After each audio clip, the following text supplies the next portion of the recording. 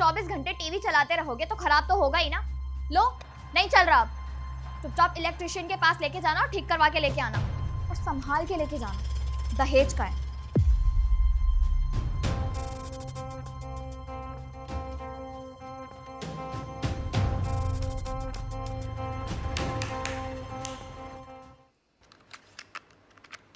ये क्या कर रहे हो तुम?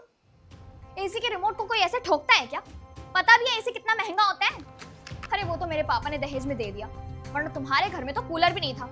ये तो होता नहीं तुमसे कि 4 पैसे कमा के घर में ले आओ, नई चीजें भी आ जाएंगी, घर अच्छे से चल जाएगा।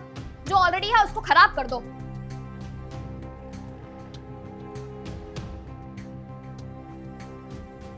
पढ़े पढ़े बस पलंग तोड़ते रहना तुम, कोई काम धंधा मत करना। क्या काम करूं मैं? क्या मतलब क्या काम करूं मैं? अरे घर से बाहर तुम्हारे लायक कोई काम है नहीं, और ये होता नहीं तुमसे कि 4 पैसे कमा के घर में ले आऊं मैं। तो बीवी की मदद ही कर दो घर के कामों में। अब घर के काम भी मैं करूं? कौन सा काम करना बताना जरा। वाह, तुम बाहर का कोई काम करते नहीं हो, पैसे कमा के घर में लाते नहीं हो, घर में खाली बैठे रहते हो। ये नहीं होता कि कम से कम मैं आंखें खोल के देख लूं कौन से काम है जिसमें मैं बीवी की मदद करवा सकूं। तुम्हें पता है मेरे घर पे ना मैं कभी कोई काम नहीं करती थी। घर पे नौकर हुआ करते थे मेरे, कभी कोई ग्लास उठा के नहीं रखा होगा मैंने, लेकिन जब से यहाँ आई हूं ना मैं खुद नौकरानी बन गई हूं। बर्तन धो देना चुपचाप।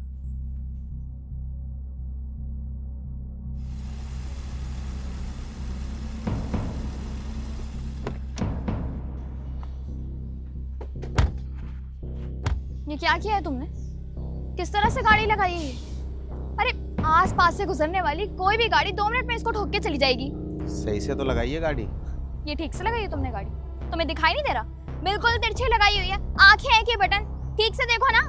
अरे मेरे पापा ने इतने प्यार से दहेज में गाड़ी दी है, उसकी कदर तो कर लो। गाड़ी ठीक ही लगी है। ये सही से लगाई हुई है गाड़ी।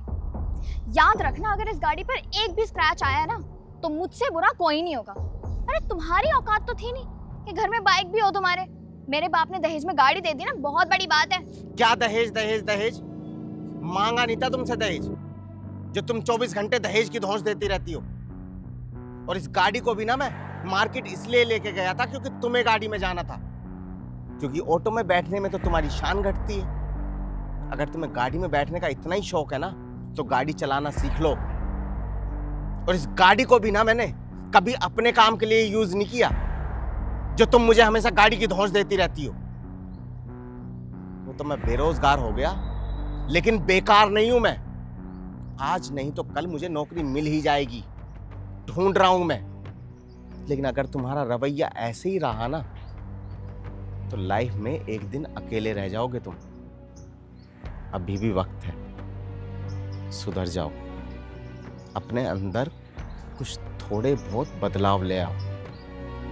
अच्छा रहेगा तुम्हारे लिए भी और मेरे लिए भी।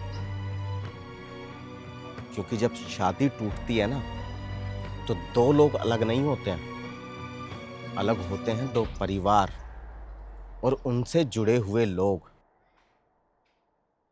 सुधर जाओ।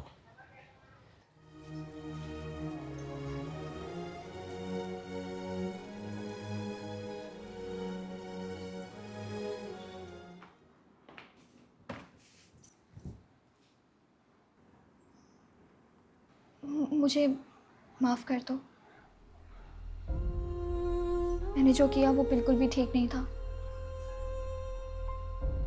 पैसों के घमंड में मैं इतनी ज्यादा अंधी हो गई थी कि मैं भूल ही गई थी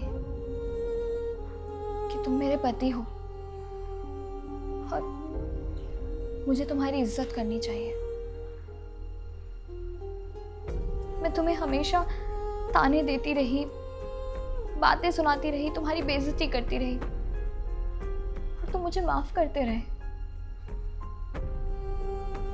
शायद इसी वजह से मुझे बढ़ावा मिलता रहा।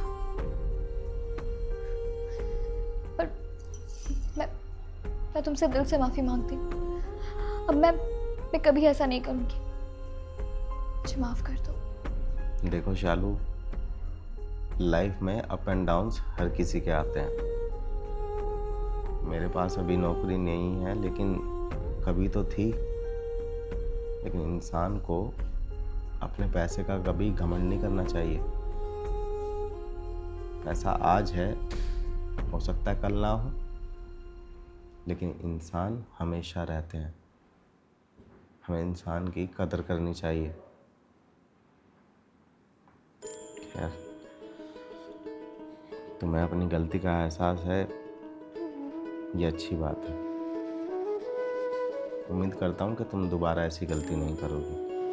Thank you. चाय पियोगे? मैं लेके आती हूँ।